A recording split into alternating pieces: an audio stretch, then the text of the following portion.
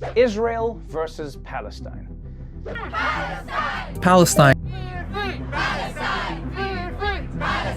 Palestine. Palestine. Hamas द्वारा 7 अक्टूबर के भयानक टेरर अटैक्स के बाद मानो पूरी दुनिया अचानक से दो हिस्सों में बंट गई हो। एक प्रो इजराइल और दूसरा प्रो पैलेस्टीन। पिछले 2 हफ्तों में इस टॉपिक पे बहुत से लोगों ने बहुत से व्यूज सामने रखे। आज का मेरा एम किसी एक साइड को बेहतर या बुरा दिखाने का नहीं, एम है तो पैलेस्टाइन को एक अनबायस्ड और फैक्चुअल पॉइंट ऑफ व्यू से दर्शाने का। तो चलिए मेरे साथ समझते हैं मिडिल ईस्ट के अनएंडिंग पैलेस्टीनियन इनिग्मा को। दौलात फिलिस्तीन के नाम से जाना जाने वाला ये साउथ लेवांट का देश 6000 स्क्वायर किलोमीटर या सिक्किम स्टेट से थोड़ा छोटा है। पर फिलिस्तीन तो अरबिक वर्ड नहीं है, तो कौन है ये लोग? आज का साउथ लेवांट रीजन हजारों साल पहले कानन बुलाया जाता था। अराउंड 1175 बीसी में ग्रीस के पास स्थित एजियन सी से इमिग्रेंट्स यहां सेटल हुए। इनिशियली कल्चरली यूनिक, ये ट्राइब्स जल्द अपने से कई साइज बड़े बैबिलोनियन और पर्शियन ट्राइब्स के इन्फ्लुएंस में घुल गए। तोहरा, जो कि जूस की होली बुक है और बाइबल के मुताबिक इसी कानन रीजन के दूसरे निवासी थे इजराइलिट्स, जो कि इजिप्ट छोड़ के यहां आए थे।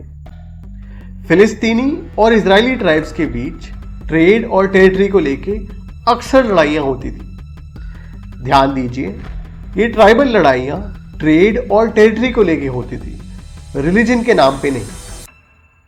विद टाइम इजरायली ट्राइब्स का इन्फ्लुएंस बढ़ता रहा और प्रॉफिट जोशुआ, जो कि मूसा या मोसेस के डिसाइपल थे, उन्होंने इस जगह का नाम इजराइल रख दिया।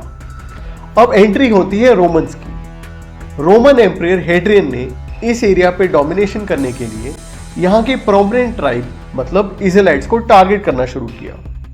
इनके लोगों को परसिक्यूट और एग्जाइल किया गया और देश का नाम सीरिया पैलेस्टीना में बदल दिया। तो देखिए, यूरोपियंस की और देशों के साथ शरारत करने की आदत बहुत पुरानी है।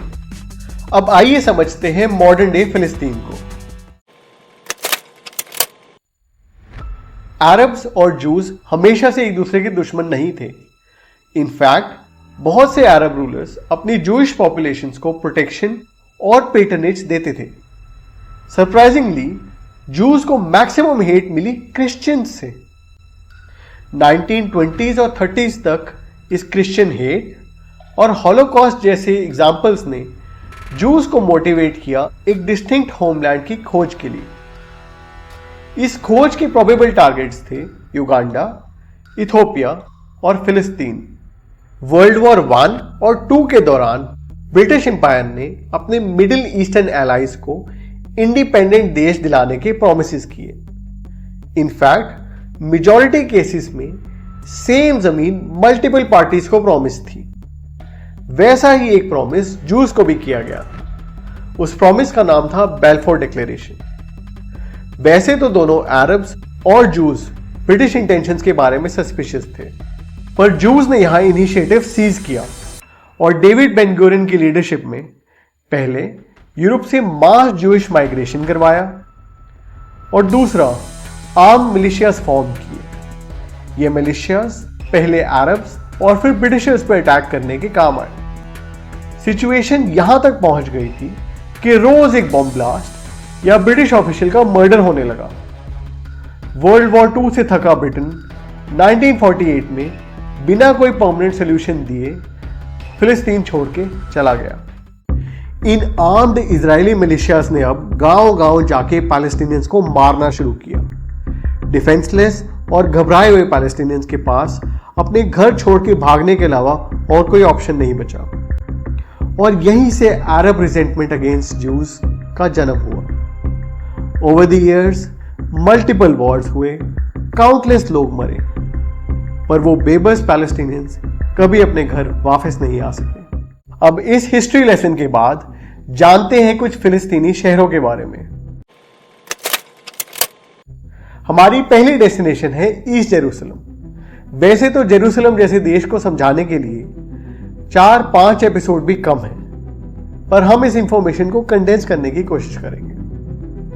अब क्योंकि जेरूसलम जूडिज्म, क्रिश्चियनिटी और इस्लाम तीनों की रिलीजियसली सिग्निफिकेंट साइट्स को होस्ट करता है, 1947 का ओरिजिनल प्लान इसे एक यूएन गवर्नड इंटरनेशनल सिटी बनाने का था, पर 1948 में हुए पहले अरब इजरायली वॉर ने इस शहर को इजराइल कंट्रोल्ड वेस्ट और जॉर्डन कंट्रोल ईस्ट में डिवाइड कर दिया। आज पैलेस्टीनियन नेशनल अथॉरिटी ने ईस्ट जेरूसलम को जॉर्डन से इनहेरिट किया और वो इसे अपने देश की कैपिटल बनाना चाहते हैं, पर इजराइल भी जेरूसलम को अपनी कैपिटल बनाना चाहता है। That is why things are in limbo. अब चलते हैं पैलेस्टीनियन नेशनल अथॉरिटी की करंट कैपिटल रमाला की ओर। मिडिल ईस्ट में आयरनीज का सिलसिला कभी खत्म नहीं होता। वैसी ही एक आयरनी है रमाला शहर। 1500s में अरब क्रिश्चियंस द्वारा फाउंडेड ये सिटी आज पैलेस्टीनियन वेस्ट बैंक की कैपिटल है। 1948 की वॉर के बाद वेस्ट बैंक के साथ रमाला पे भी जॉर्डेनियंस का कंट्रोल था। 1967 की वॉर के बाद से इजराइल का यहां डायरेक्ट और फिर पार्शियल कंट्रोल रहा है। आज पैलेस्टीनियन गवर्नमेंट की सारी इंपॉर्टेंट मिनिस्ट्रीज यहीं बेस्ड है और इनकी नेशनल अथॉरिटी सारी फॉरेन एम्बेसीज भी यहीं होस्ट करती है। आइए अब चलते हैं गाजा को समझने। 15 मई 1948 इजरायली इंडिपेंडेंस डिक्लेरेशन की immediate next day Egypt, Syria, Jordan और इराक ने इजराइल पे हमला किया। ओवरऑल ये अटैक अनसक्सेसफुल रहा, पर देश के वेस्टर्न हिस्से में एक 365 स्क्वायर किलोमीटर्स एरिया जो आज गाजा कहलाता है, इजिप्ट के कंट्रोल में आ गया। 1949 से 1967 तक इजिप्ट ने यहां अपनी आर्मी और एक ऑल पैलेस्टाइन गवर्नमेंट के थ्रू रूल किया और लाखों पैलेस्टीनियंस को पनाह दी। 1967 से 2005 तक ये एरिया डी फैक्टो इजराइल के कंट्रोल में रहा। ऑस्लो अकॉर्ड्स के बाद इस एरिया को हमास, जो कि एक टेररिस्ट ऑर्गेनाइजेशन है, ने गवर्न किया। पिछले 16 साल के इजरायली इकोनॉमिक ब्लॉकेड के कारण ये रीजन हाई पॉवर्टी और हाई अनएम्प्लॉयमेंट से ग्रस्त है। आइए अब समझते हैं फिलिस्तीन और भारत के रिश्ते को। क्योंकि भारत की इंडिपेंडेंस के साथ आई थी एक ब्रूटल और ट्रैजिक रिलीजियस पार्टीशन, इंडिया के सेक्युलर क्रेडेंशियल्स को हाईलाइट करना हमारे देश के फाउंडर्स की एब्सोल्यूट प्रायोरिटी थी। इसी एंडेवर में इंडिया ने 1940 से 1990s तक फिलिस्तीनी कॉज का लगातार समर्थन किया। भारत और पीएलओ ने फॉर्मल रिश्ते एस्टैब्लिश किए 1974 में और 1988 तक तो इंडिया फिलिस्तीन का स्टेटहुड भी रिकॉग्नाइज कर चुका था। इन सालों में इंडिया ने इनकी टेक्निकल और फाइनेंशियल एड से भी बहुत मदद की। अब 1990s में इंडिया की खुद की बदलती डिफेंस प्रायोरिटीज के कारण इजराइल से रिश्ते सुधरने लगे और ऑफिशियल पैलेस्टीनियन सपोर्ट लूकवार्म होता रहा, जो लगभग आज का भी स्टेटस है। आइए अब जानते हैं कि इंडियंस फिलिस्तीन कैसे जा सकते हैं। फिलिस्तीन एक ऐसा देश है जहां एज ए टूरिस्ट जाने के लिए आपको कोई वीजा रिक्वायरमेंट नहीं, आपको सिर्फ चाहिए अपना पासपोर्ट। पर क्योंकि फिलिस्तीन में खुद कोई एयरपोर्ट नहीं है, वहां पहुंचने के लिए आपको उसके नेबरिंग 3 देशों में से किसी एक का वीजा सिक्योर करना होगा। ये देश हैं इजिप्ट, जॉर्डन या इजराइल। जेरूसलम की नियरेस्ट एयरपोर्ट है टेल अवीव में और न्यू दिल्ली से टेल अवीव का एवरेज रिटर्न फेयर 41,000 से स्टार्ट होता है।